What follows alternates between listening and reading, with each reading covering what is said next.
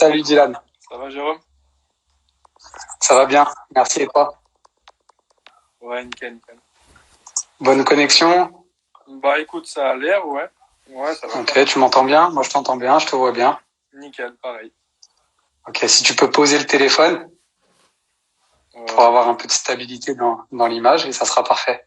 Tu me vois là ou pas? Ouais, je te vois très bien. Ok. Ok, nickel. Bon, tout va bien pour toi? Bah écoute, ouais, hein, ça va avec les circonstances un peu du moment. On fait avec. Ouais, c'est sûr, on en parlera un petit peu tout à l'heure. Ouais.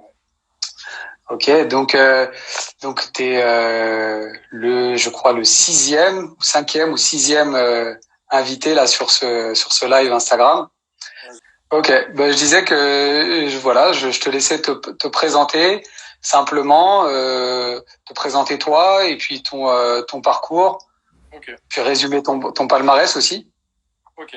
Bah donc je suis Colin Dylan, donc j'ai 26 ans. Donc j'ai commencé par la savate boxe française. Donc j'ai plusieurs titres de champion de France, champion d'Europe et champion du monde. Je suis ensuite allé un petit peu en K1 kick. J'ai réussi à avoir le titre WKN en kickboxing, donc en championnat du monde. J'ai ensuite essayé, donc je fais mes débuts pro depuis 2 ans en anglaise. Donc j'essaye de faire mon petit chemin tout doucement.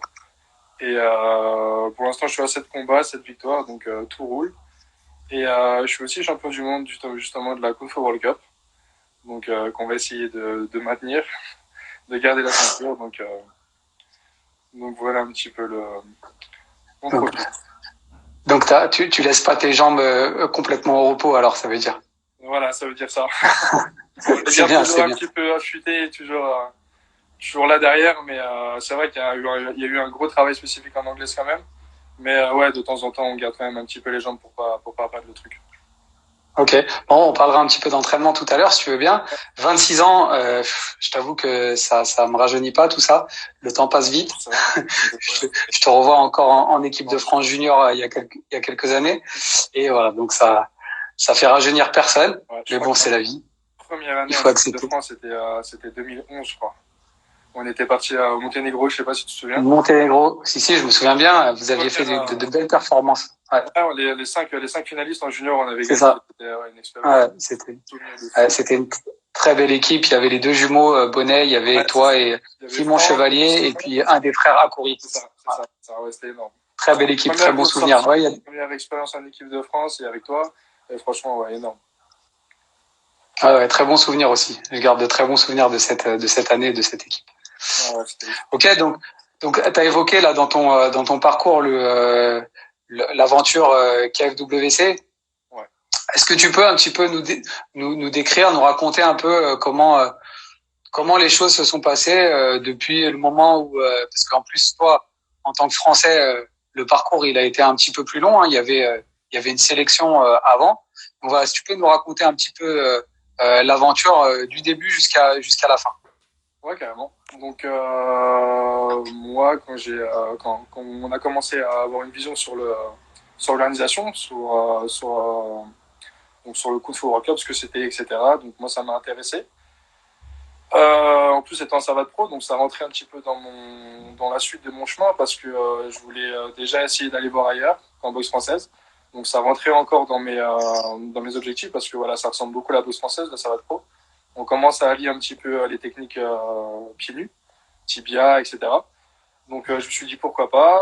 Et donc on s'est inscrit et on a vu qu'il y avait donc un tournoi qualificatif, donc entre Français, donc dans différentes catégories, qui était à Marseille, il me semble. Ouais, c'était une grosse étape pour vous parce que vous aviez fait un tournoi pour gagner votre billet pour participer donc au KFWC de Paris-Levallois et c'était inscription libre, je me souviens bien, Ouais, et il y avait pas de prime. Il y avait pas de prime, ça veut dire que voilà, il y avait une prise de risque. En plus, c'était ouais, des tournois où on a ouais, fait. Moi, j'ai eu la chance de faire que 2 combats. deux combats. Ouais, il y en a qui en ont fait trois ce soir-là. Ouais. 3 combats dans la soirée.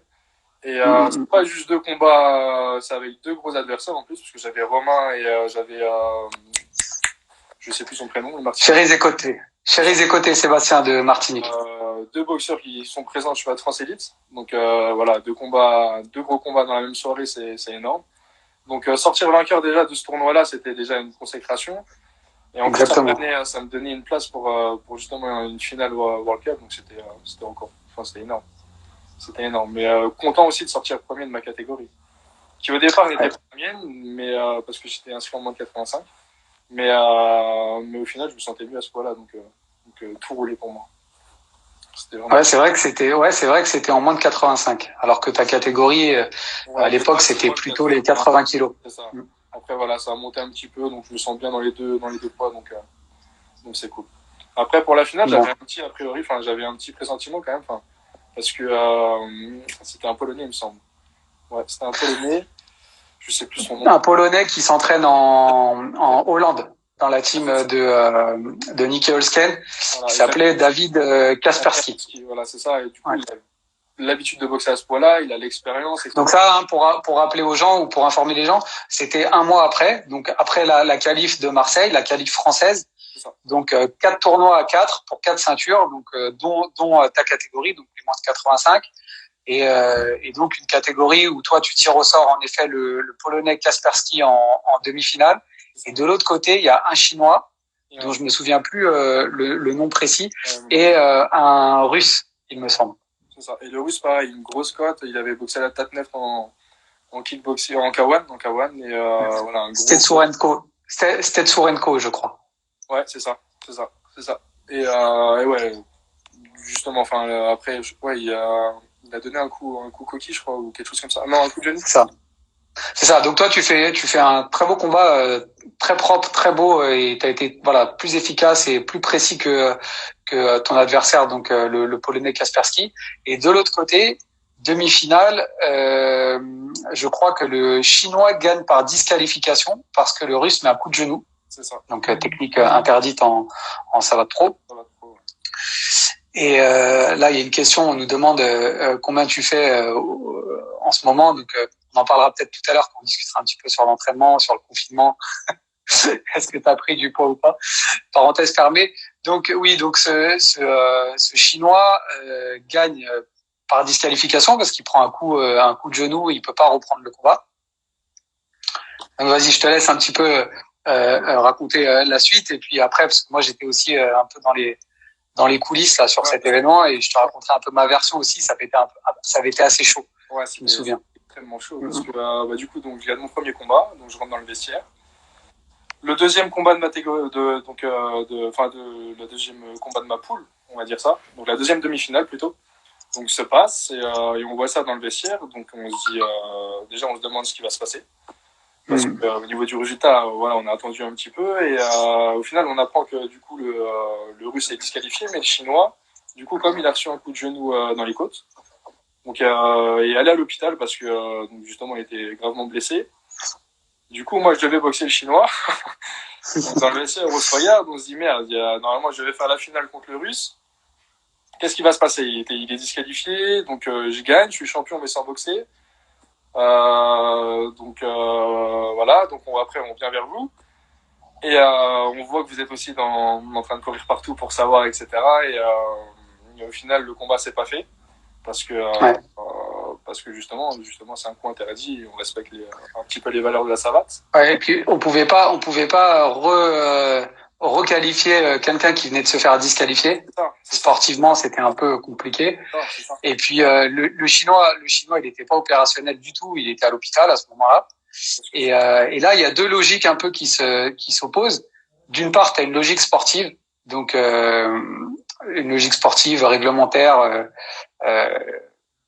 suivant les règlements, les règles de la fédération française, parce qu'on était en France, qui voudrait que du coup, en effet, tu gagnes le tournoi par forfait. Tu gagnes la finale par forfait.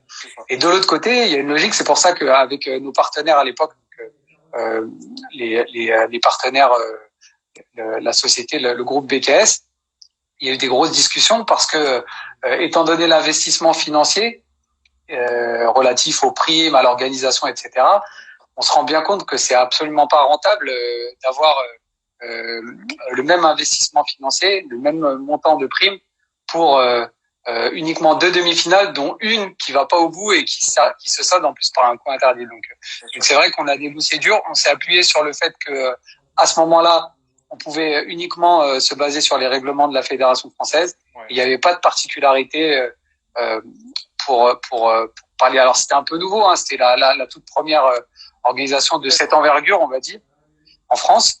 Ceci dit, aujourd'hui, on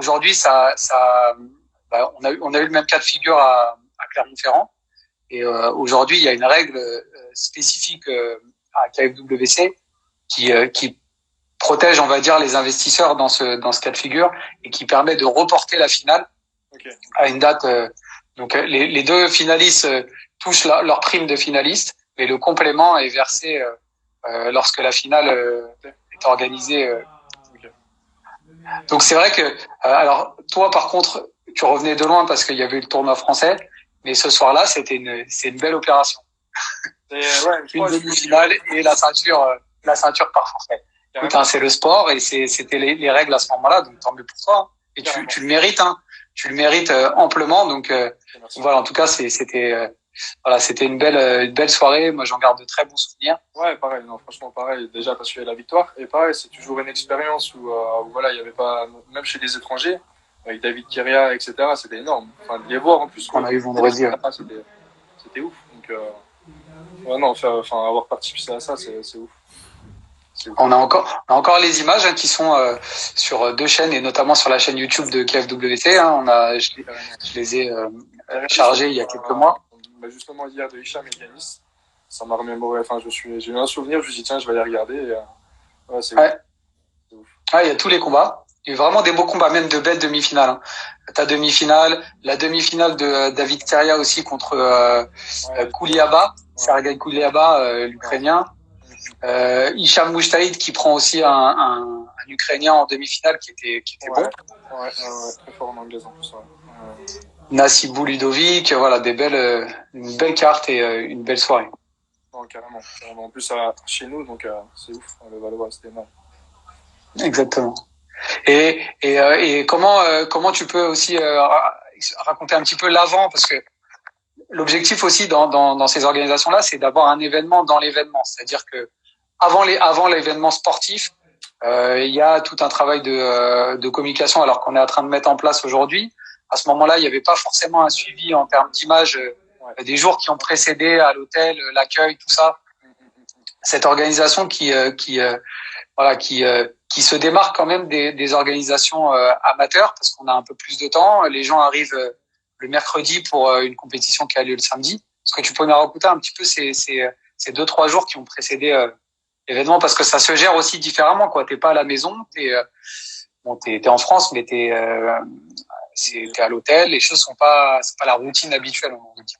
Non, c'est pas la routine habituelle. Après, voilà, on a quand même une expérience que j'ai eue par rapport à mes années juniors, etc., où on boxait souvent quand même à l'étranger et pas chez nous.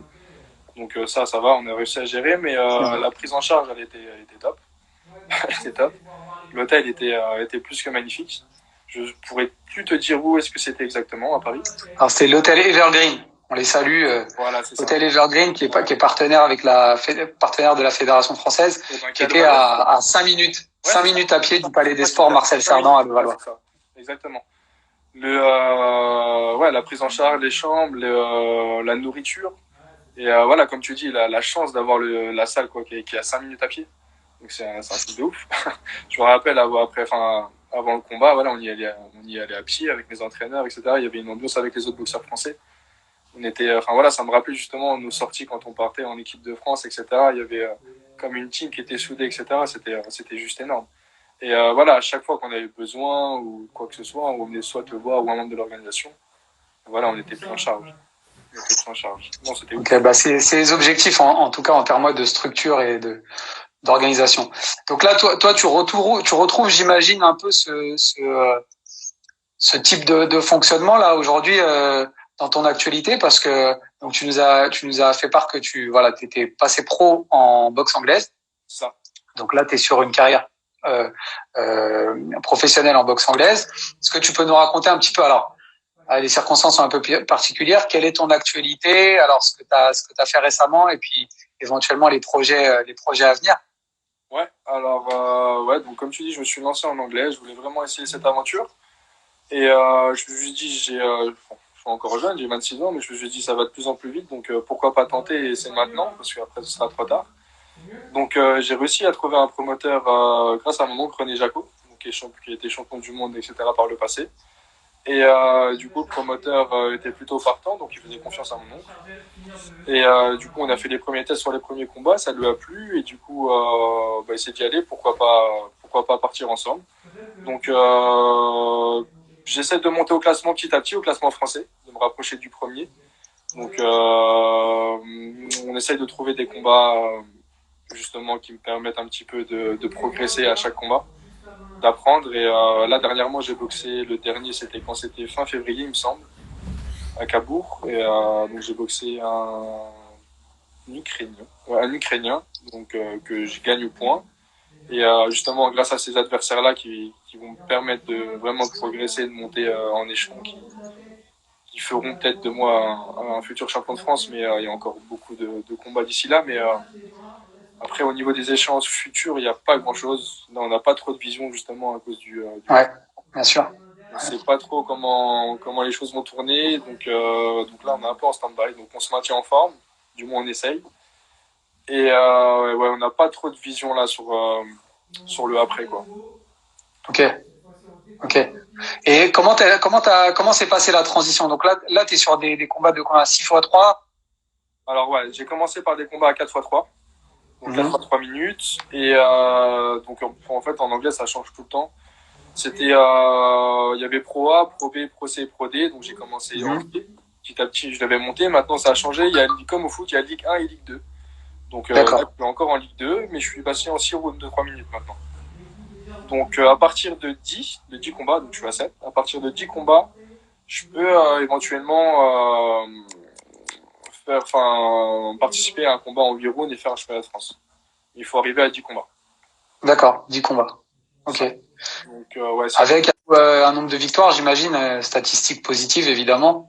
De préférence, ouais, je pense que... Ouais. Après, ils précisent pas vraiment là-dessus, ou alors je suis pas au courant, mais ouais, je pense que c'est toujours mieux d'arriver avec un palmarès positif que négatif, quoi. Après, voilà, si c'est une ou deux défaites, je pense pas que ça puisse...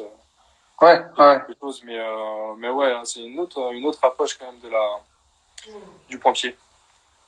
Déjà, tel que tu le décris, hein, le travail sur la gestion de carrière, la progressivité du niveau des adversaires, c'est quelque chose vraiment qui est spécifique à la boxe anglaise en pro. Et c'est vrai que dans les autres disciplines, on n'a pas forcément ce fonctionnement à long terme. Alors pour moi c'est à double tranchant parce que d'un côté tout le monde n'est pas à égalité. Mais d'un autre côté, ça permet aussi, et c'est ça qui est intéressant dans un plan de carrière, même sur la programmation de l'entraînement, c'est de pas voir uniquement en termes de pas réfléchir uniquement en termes de saison, mais de réfléchir en termes de carrière. Et j'imagine qu'aussi au niveau de l'entraînement, au niveau des qualités que tu développes peu à peu, du coup c'est corrélé avec cette gestion de carrière. Comment ça se passe à l'entraînement avec ton père? Tu t'entraînes toujours avec ton père? Toujours avec mon père, ouais, toujours avec on le salue d'ailleurs. Justement, ouais, comme tu disais en fait en anglaise, si tu pars tout seul, c'est vraiment dur de franchir les étapes, etc. C'est pour ça que j'ai eu la chance d'avoir un promoteur. C'est pas comme en point-pied où vraiment tu peux passer par la cage championnat de Lorraine, France, etc., où après tu peux te permettre de rentrer en équipe de France, etc. En amateur en anglaise, on peut, c'est déjà difficile. Mais en professionnel, c'est vrai que c'est difficile de partir tout seul parce que au final, il n'y a pas tant d'organisation que ça. Et voilà, faut plaire, etc. Enfin, il y a plein de petits paramètres qui rentrent en jeu. Après, ouais, nous, point de vue carrière, voilà, comme tu dis, c'est pas saison par saison. C'est plus dans le temps. On voit 3-4 ans après. Donc, pour l'instant, l'objectif vraiment on va dire à moyen terme, ce serait d'être champion de France. Déjà, juste de le dire, c'est énorme pour moi. Mais au niveau des entraînements, voilà, là, on prend quand même combat par combat. Mais on a quand même un œil voilà, sur le titre et justement nos entraînements sont organisés en fonction de l'adversaire que je vais avoir, c'est sûr. Mais on essaie d'avoir, comment te dire, d'attraper c'est pas un style de boxe, mais d'avoir quand même mon style à moi, que je vais pouvoir un petit peu utiliser mes armes en fonction de l'adversaire quand je veux et qui pourront me permettre justement de m'adapter à tout scénario, quoi. Ok. Ouais, c'est vrai qu'on parle souvent, on évoque souvent la boxe française et pas uniquement les puristes de la savate, mais la boxe française est reconnue souvent comme une école des boxes. Ouais. Et même au-delà des box pieds-points et d'autres sports de combat, je pense notamment à Ibrahim Konaté qui a aussi été champion du monde de Viet Vo Dao. En boxe anglaise, on a eu Suleiman Mbaye, pour ne citer que lui, Anthony Bézage, Franck Bézage, etc. Modi Bodiara, il se connecte à l'instant, qui évolue aussi en boxe anglaise pro. Ouais. Est-ce que tu peux nous dire un mot sur alors moi je vais poser la question, même si je connais un peu la réponse. Est-ce que pour toi, tout ton parcours, toute ta formation en boxe française, aujourd'hui, c'est encore présent ou est-ce que tu as effacé l'ardoise et tu es reparti à zéro? Non, bien sûr, non. Je pense que j'effacerai jamais l'ardoise. Comme tu as dit, pour moi, c'est mon sport de cœur, donc je vais pas en dire de mal déjà. Mais pas forcément au niveau, tu sais, au niveau de la communication, mais au niveau des qualités technico-tactiques, physiques, etc. Bien sûr, justement, en boxe française, c'est ce qui m'a permis, c'est ce qui a permis aussi aux autres d'aller voir ailleurs, parce que voilà, on a toutes les armes, on sait s'adapter à toute situation. Et je pense que c'est vraiment une boxe où, voilà, par où il faut commencer. Parce que, voilà, comme on apprend, voilà, sur le plan technico-tactique, on est mis en face de tellement de problèmes qu'on arrive au final à les résoudre parce que, voilà, on a un panel de techniques, etc., de possibilités de faire qu'on apprend justement en boxe française qui vont nous permettre de nous adapter dans toute situation. Même si en anglaise, voilà, c'est quand même encore différent par rapport sur certains points, sur les déplacements, sur les appuis, sur le placement des épaules, etc. Mais en termes de pompiers, oui, non, c'est la base. Je pense que pour moi, c'est la base. C'est par là qu'il faut commencer. Et c'est par là qu'il faut commencer. C'est ouf. Ah, mais c'est intéressant ce que tu dis, hein, quand tu parles de problèmes technico-tactiques qui te permettent ensuite d'avoir une approche, j'ai envie d'appeler ça une intelligence du ring. Ouais, carrément, qui permet une bonne adaptation dans pas mal de disciplines, y compris la boxe anglaise. Après, c'est sûr que d'un point de vue mécanique, les coups de poing de la boxe anglaise, c'est pas les coups de poing du pied-point. On est d'accord. Hein, l'ancrage dans le sol est différent. L'ancrage dans le sol est différent. Le transfert qu'on y met, c'est autre chose. Voilà, en point-pied, voilà. Par rapport aux étrangers, je pense qu'on a quand même, pour ceux qui ont on fait quand même un petit niveau en boxe française, on a un temps d'avance. Je pense qu'on a vraiment un temps d'avance, que ce soit sur les déplacements, sur un petit peu la vision du combat, sur la vitesse, sur plein de choses. Enfin, après, c'est mon avis, hein, mais les distances aussi, parce que c'est vrai que du coup, avec nos chaussures et notre travail en point également, qui peut nous emmener à des phases de corps à corps, on a l'amplitude en termes de distance qui est la plus élevée, j'ai envie de dire, de toutes les boxes pieds-points, peut-être même de tous les sports de combat. Justement, même ceux qui avaient un petit peu un avis négatif justement sur la boxe, sur la chaussure, au point de vue étranger, je pense qu'en savate pro, ils ont pu voir que c'était une arme efficace. Et, on en a discuté pas mal avec David, avec Hicham Mouchtaïd, et puis surtout récemment l'expérience de Clermont-Ferrand, donc la 4e édition du KWC, où Ibrahim Konaté remporte la demi-finale contre Brice Elval, donc un spécialiste du Muay Thai qui évolue au One FC actuellement, et voilà. C'était pas faute de les avoir, leur avoir conseillé vraiment d'utiliser un maximum la chaussure et d'essayer de s'entraîner spécifiquement. Il a été vraiment surpris, très très surpris de l'effet que ça procure. J'avais déjà eu le cas avec des boxeurs français, c'était Sarah Tribou qui avait organisé chez elle, à Perpignan. Qui nous avait mis en face pareil des kickers, etc. Ouais, je me rappelle. Qui venaient à la légère un petit peu. Et quand ils ont pris les premiers piquets, etc., avec les premiers talons avec les chaussures, ça a fait un petit peu bizarre. Et c'est bien au final pour nous parce que ça nous fait un petit peu, voilà, pour la boxe française, je trouve que c'est top. Ouais, je rebondis sur ça, là, Perpignan, parce que moi, j'étais à ce moment, quand t'avais gagné ce combat, donc par hors combat, je crois, je sais plus à quelle reprise, mais sur une pointe de pied. Et j'étais avec, je crois, Tony Ancelin. On allait se préparer pour boxer. Et Et il y avait du public, il y avait un club je crois que c'était d'Anières, et qui n'ont pas compris ce qui s'était passé en fait. Parce que pour eux, c'était un middle qui avait pas fait de bruit, et ils comprenaient pas pourquoi le gars est resté par terre. Et donc c'est après on a échangé avec eux, je fais non mais c'est une pointe de pied, faut le vivre pour le comprendre en fait. C'est ça, ouais, c'est ça. Voilà. C'est ça. Ok. Niveau prépa physique là, du coup, comment est-ce que t'as changé aussi beaucoup de choses? Comment est-ce que tu peux nous en dire aussi un petit peu sur cette dimension là du renforcement musculaire notamment? Ouais, bah après voilà, je suis obligé de faire quelque chose, je peux pas rester sans rien faire, c'est pas possible. Mais du coup, les entraînements sont donc moins intensifs, c'est sûr, parce qu'il n'y a pas d'échéance à venir et je sais pas quand ça va venir, mais voilà. Oui, après voilà, c'est beaucoup en ce moment, c'est un peu de muscu.